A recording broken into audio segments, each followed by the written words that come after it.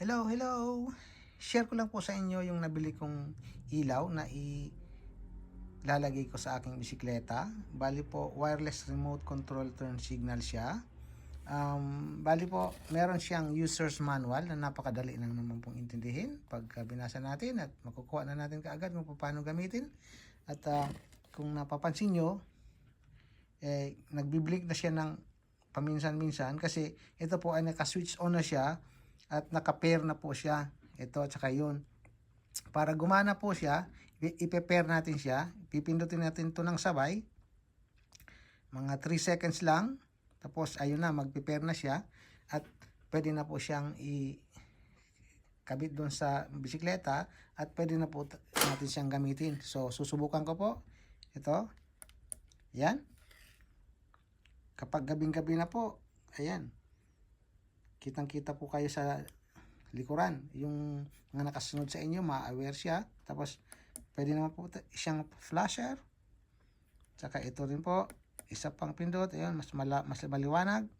Ito, so, pwede namang patayin pagka maliwanag pa. Pero meron po siyang function na ganito. Yan. Pinindot ko yung kanan. So, kung kakanan kayo, meron kayong signal light pa kanan. Ayan naman, kaliwa. Meron kayong signal light pa kaliwa. So, napaka-useful po nito at murang-mura lang at napaka-simple lang ikabit. So, itatry ko pong ilagay sa bisikleta. Titingnan natin kung okay. So, ito na po. Nailagay ko na siya. At saka yung kanyang remote or control nandito na rin po siya. Tatry po natin. Ayan. Ayan po. Saka isang pindot pa. Ayan. Ganda. Ayan po.